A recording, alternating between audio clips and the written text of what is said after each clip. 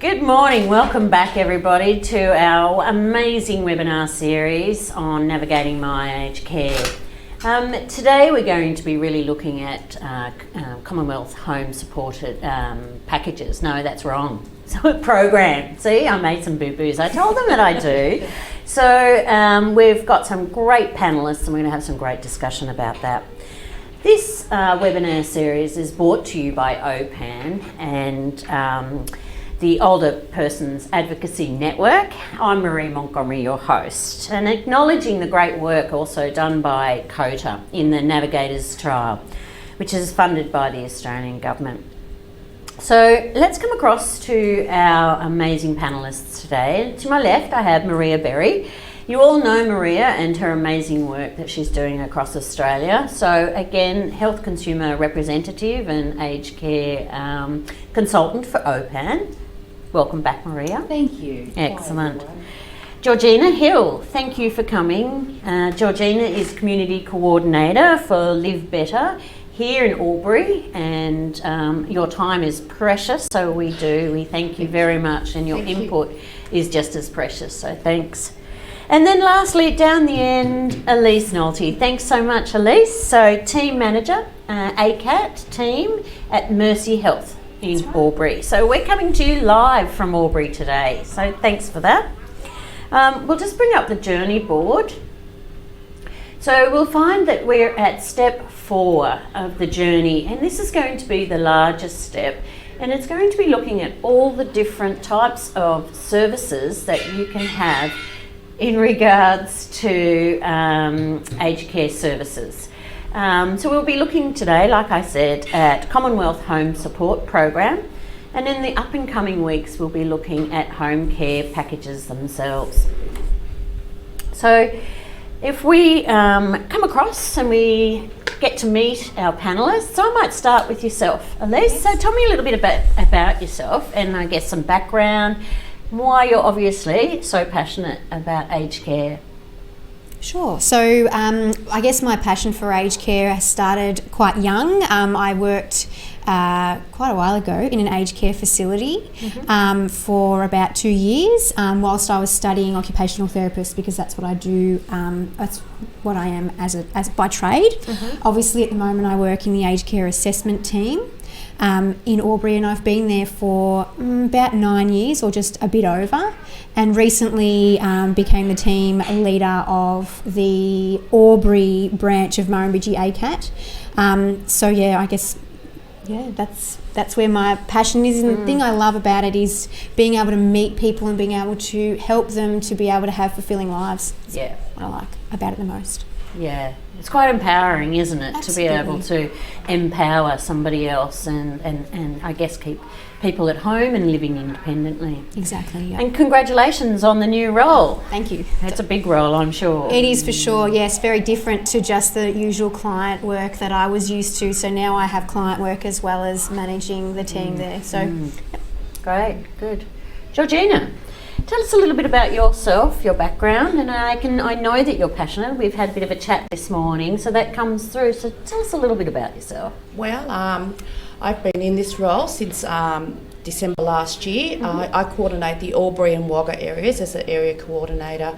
I coordinate Commonwealth Home Support Program, home care packages and NDIS programs. Wow. I have 14 care workers that I coordinate as well over that area, and we are always recruiting from all home care workers.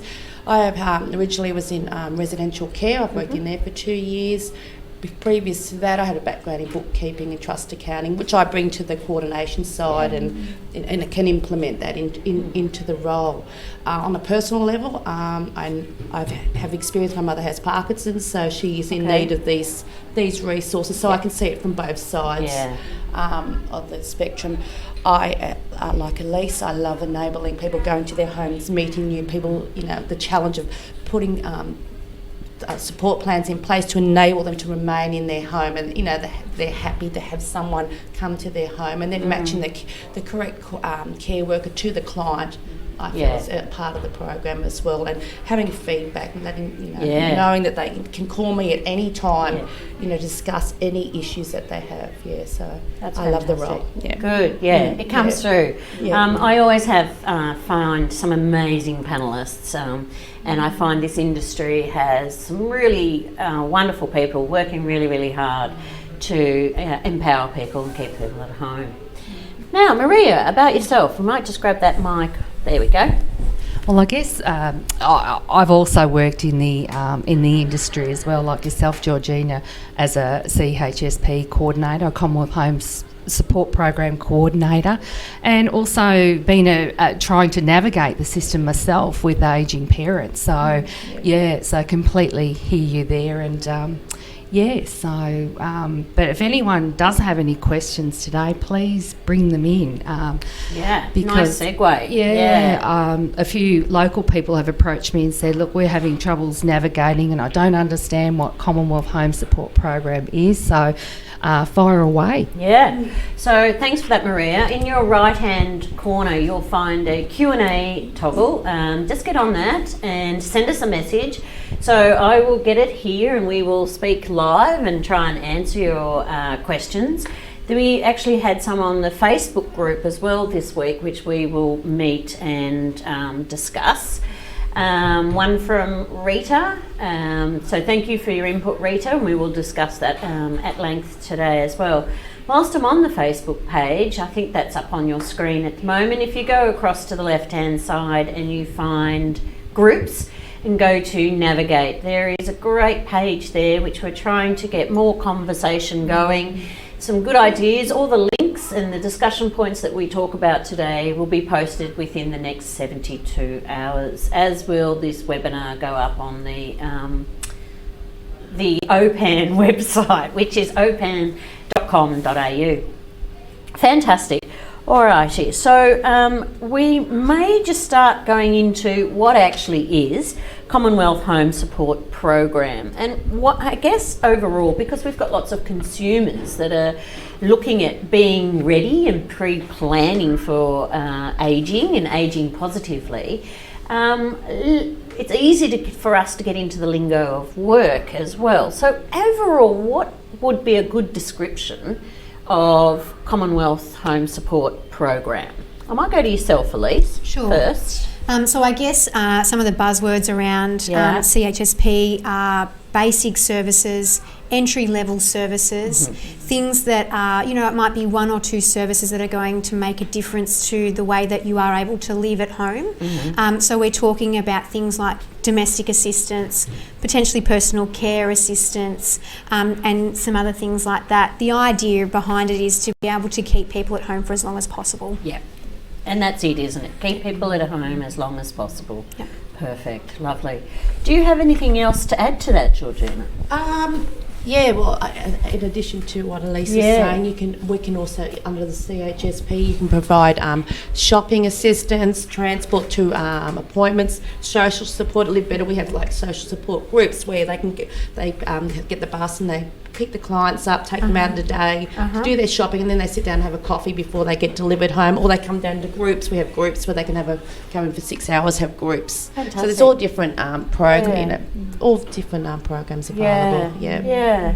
Maria, do you have anything further to add to that? I think the ladies have covered it really. Social supports is a big one, particularly if you're a carer at home too, and you're finding that you're feeling that carer fatigue, and you're needing that hour to go shopping, pay your bills, have your hair done. It's a service that's really needed. Yeah. That's fantastic, and I'm glad you brought up carers as well, because there are some amazing carers out there that don't get acknowledged, and we are very aware of the hours, the time, the isolation sometimes as well that you may be experiencing. So a big hi to all the carers out there. Beautiful. Excellent. So while I've got you, Maria, why don't we look at, in regards to CHSP, how does one get into it to begin with? Sure. And I guess the first step is that you do need to contact My Aged Care. Okay. Now, if you're concerned about doing that and you feel that you'd like someone to be your authority or voice for that, you can nominate somebody that you trust to ring on your behalf. Now, you can either be sitting there and start the conversation with somebody from Mayo Aged Care, or if you feel that you need further help, you can go through the process of getting that formal authority that someone can advocate and speak on your behalf. But contacting My Aged Care, having all your things ready, like your Medicare card and everything, and then the process starts, and then you will have an assessment. You'll have a regional assessment service person come out and do the assessment. With that, I also suggest that have somebody with you as well. If you're feeling a little bit uncomfortable, or if you're feeling a little bit nervous, or you're worried you're going to forget something, or it's a little bit overwhelming, because normally you're contacting My Aged Care at a time in your life where things are happening and it is overwhelming. So, have a person of trust with you, and don't be afraid to ask the assessment team. Tell them what you're needing, tell them what you want, and provide that information. Beautiful. Yeah. I might go to Elise, because you're part of the assessment team. Yeah, so I'm part of one arm of the assessment team, but I guess the thing that I wanted to add to what you were saying is that sometimes we find that clients are anxious about the assessment. Yes. And I guess from my perspective, I really want to say that there's no judgment about how things are going for you. It's more about what can we do to make this easier for you. So in terms of a home support assessment, which is done by the Regional Assessment Service, it's going to be, it might be an hour or so that they're there with you, just asking you questions about what's happening for you, what sort of assistance you might need, and trying to come up with a support plan around, okay, well, what can we do to help you to achieve those goals that you have?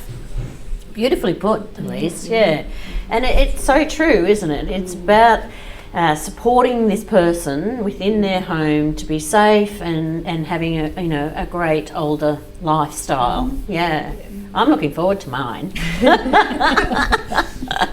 Absolutely. Excellent. So we have the regional assessment team come, and as you said, it's about an hour and a half. Yeah, roughly. Yeah. And they sort of just go through what you knew in your activities within the home. Is that correct? It's mostly asking questions, Okay. Depending on what sort of assessor you get and how they best like to do their assessments. I know, some assessors might like to get you up and walking so they can see how you're walking, and maybe have a look at your bathroom to see if their setup is appropriate for what your needs are. And but a lot of it is going to be that conversation and the dialogue between you both to determine what your needs are. Beautiful. Yep. Excellent. Now we're getting lots of Q&A through, which is just absolutely fantastic, guys. There's one here from Selena, and I'm going to answer this quickly for you, Selena. She asks, can we explain the difference between the levels of home care packages? So home care packages are actually different from CHSP, and we're going to be talking about those in the up and coming weeks, and the different levels, 1, 2, 3 and 4, and the different assessment, which is an ACAT assessment. So Selena, please stay tuned, and OPAN will send you out the links to those webinars coming up in the future. Now I've got one here from Mary, and Mary says, we have heard that CHSP funding is going to be phased out. Is this correct? So I think, Mary, we can't really answer that. We're not actually departmental advisors. However, we can take that on board, and this also has a great following. We've got 250 or something people following us today, so there may be somebody out there watching that can actually give us more information. I can also answer one more for Jill, and no, we don't have live streaming captioning. Unfortunately, the lovely computer can't figure out what I'm saying half the time, so it's not going to work. So I do apologise, Jill. We are looking into that in the future. All right, so thank you. Keep them coming in. So in regards to CSHP, Now, we are looking here from a rural perspective. We're live in Albury, and we know that Australia is predominantly on the east coast and predominantly in those metro areas, but the rural areas in Australia have some real challenges in regards to CSHP. I find it really difficult to say. Yeah.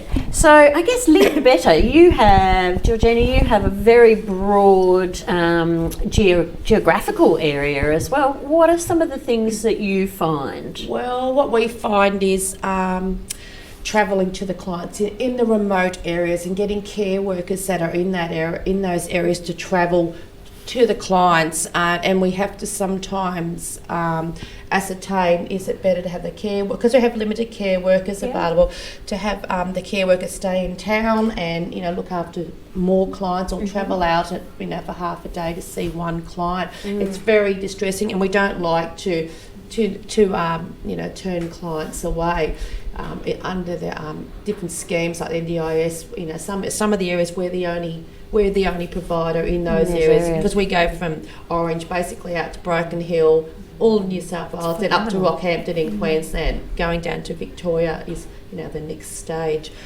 Just basically the travel and the care workers, finding available care workers, and then the costs involved to pay for the care worker to drive out to the client's home. It's not cheap with the cost of fuel and everything involved. So it is a hard situation. And in webinar 2 we're going to be looking at fees, so that would be actually added into the whole total cost of the care delivery, isn't it? That's right. And Alicia, I've got lots of nodding having here. What sort of rural challenges do you find? We did talk about one earlier. Yeah, we did talk about, before the webinar was up and going, about the transport costs. So things, if one of the services that you were getting through CHSP was shopping assistance, sometimes the cost of actually getting to the supermarket for people in rural areas is passed on to the client. So that becomes a bit of a challenge, for care coordinators, as well as obviously the people paying it, the clients. So that becomes, one of the barriers to the service. And we also spoke earlier about some of the risks involved with care workers going out to those rural areas. So one of the things that we do is do a risk assessment before we go somewhere. And I guess in rural areas, you've got things like, one of the questions is, do you have any weapons on your property? And of course, in rural areas, a lot of the times there are guns. And so how do you manage those risks? And what are those risks if they are, locked away or as they're supposed to be? So, it becomes really tricky, because you have challenges that are different to what you would have in metropolitan areas. That's right. Yeah, great. Definitely. Alrighty. So I think you had up there before, Tom, prepare for your assessment. And we looking at eligibility is what's coming up next. So what are some of the absolute criteria to be eligible for a CHSP?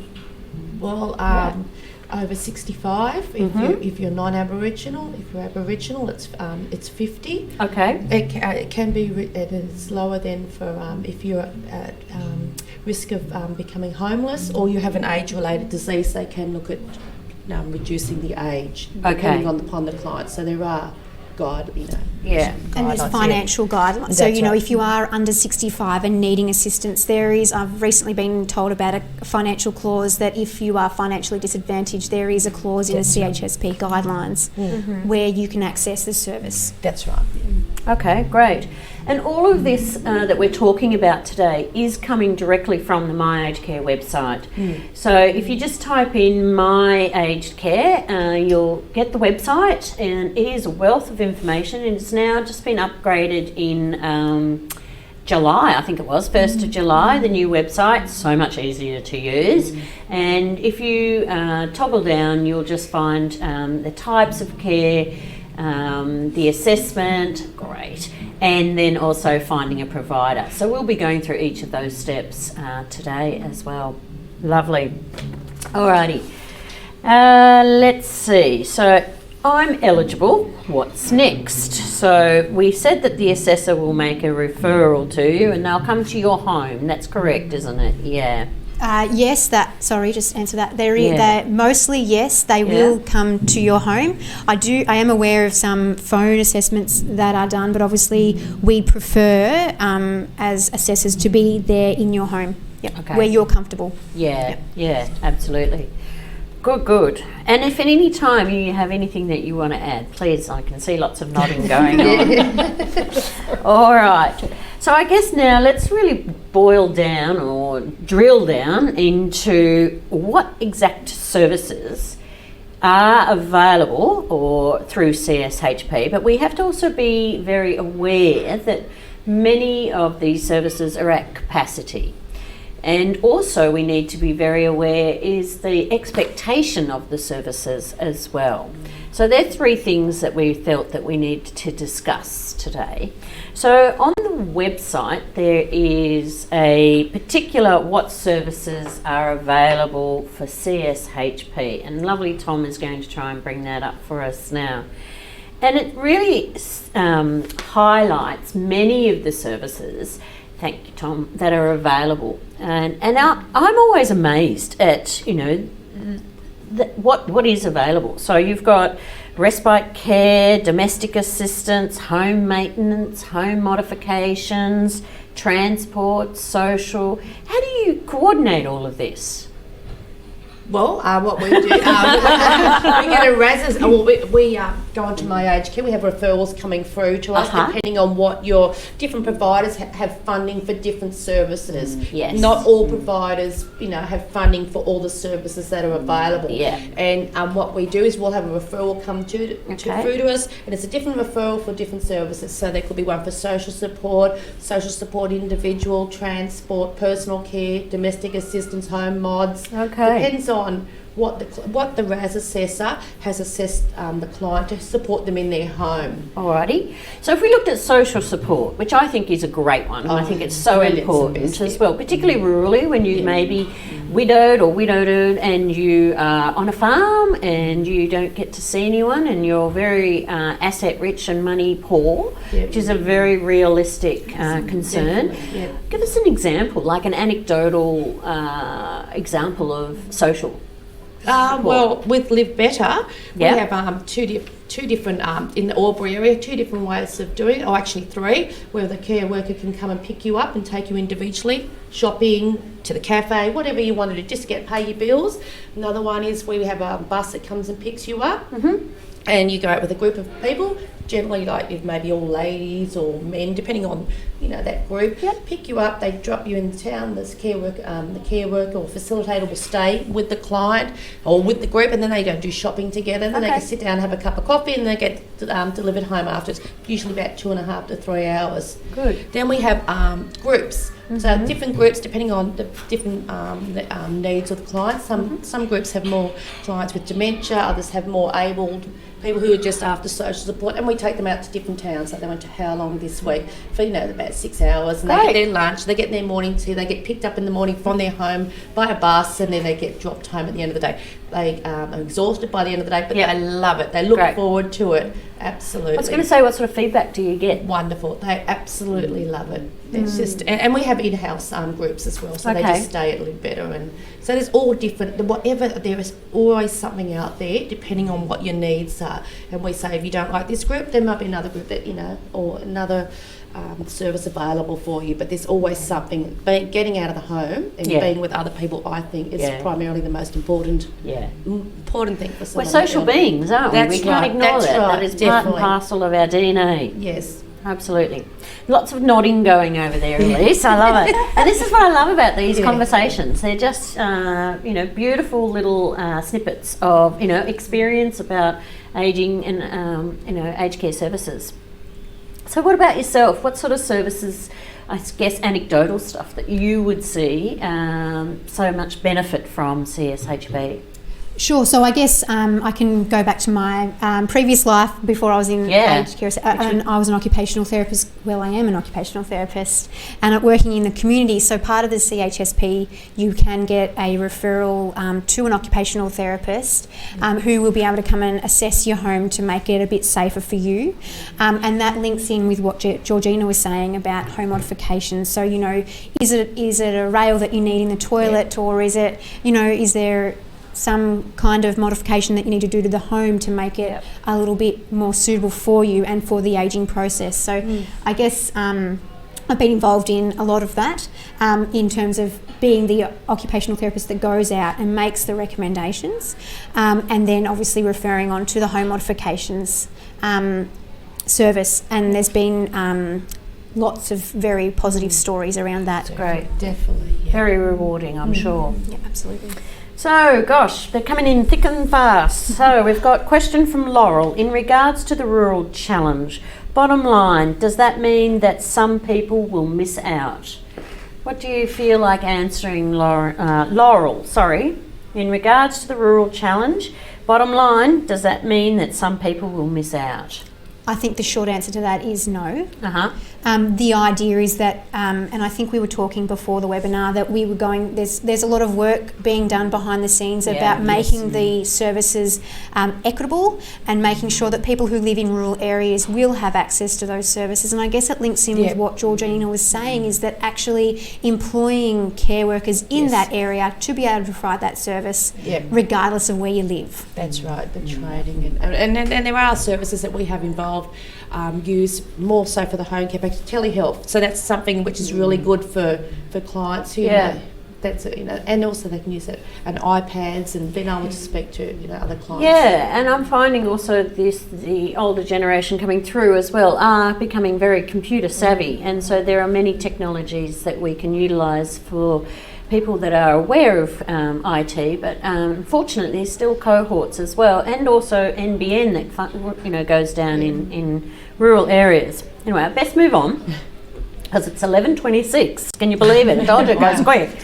All right. So Angela asks, does the client need to make contact themselves to nominate a representative, or can someone inquire on their behalf? Maria, I'm going to go to you for this one. Oh, yeah, sure. Due to privacy and confidentiality, you will need to be there in person to give that authority for someone to advocate or be a voice for yourself. So even if you are there and you make the phone call and then give your permission to put the person that you entrust for authority for yourself onto the phone, and then a process, there is some forms that are available on My Aged Care, and My Aged Care staff can also give you the information on those forms that need to be filled out, so that's in place. And I guess for a lot of people out there, it's very important that you remain independent and so forth. But I guess if something ever happened, we all hope that nothing ever does, but if say that you perhaps took ill yourself and you needed someone to be that voice for you, it's always great as a backup plan. Yeah, absolutely. As we always say, be prepared, plan, and be aware of, what is out there, what ageing is, and, what services are available, so that you have a fantastic, journey as an older person. Now, I've got one more question. This is also from Laurel. You've got some great questions this morning. Thank you so much. Could you briefly tease out the difference between CHSP and home care packages? Go to Elise. That's probably a me question. That's a you question. So basically your CHSP services, as I said earlier, are your basic level services. So when you're starting to get multiple services, like 2 or more services, you may require a coordinated care package, and I know you're going to be touching on that in a couple of weeks. But I guess if you just need assistance with domestic help, or you just need 1 and maybe 2 services, but once you start to have more complicated care needs, you then need to look at a home care package, which is assessed by the other arm of the assessment service, which is the aged care assessment team. That's a different assessment, but I do want to just say that those assessments, if you have had a home support assessment through the RAS team, that information is shared with the aged care assessment team. So hopefully the questions, there's not as many questions the second time around. But the difference is basically one, so the CHSP service is entry-level basic services. The home care package is more for multiple services, and that you may need a case manager, which is what comes along with a coordinated care package. Beautiful. See, get the expertise in the room. It's fantastic. I think we've got 1 minute more. So we've got one from Diana. Are there any places to go where you can access independent advocate if you don't have anyone? And that, Diana, that is the best question ever. So behind me is OPAN, the Older Persons Advocacy Network. That's 1800 700 600. You can call that national number. It will be directed to your state advocacy service. So in New South Wales, it's Seniors' Rights. And in Victoria, because we're on the border, you've got ERA and Seniors' Rights Services as well. So advocacy is so important, and they are there to walk alongside you and empower you and assist in making some of these decisions, informed decisions. Absolutely. Is there anything else, ladies, before we finish this particular webinar and back again in 30 minutes that you would like to add? Don't think so. Don't think so? Lovely. What an amazing panel, and I thank them very, very much for their time. I know how busy they all are. I just want a quick plug. There is Embolden this weekend in Melbourne. Embolden is a celebrating ageing festival. It's going to be quite amazing. Maria here is one of the organisers. So again, thank you very much for your time. I look forward to seeing you in the next webinar. Take care.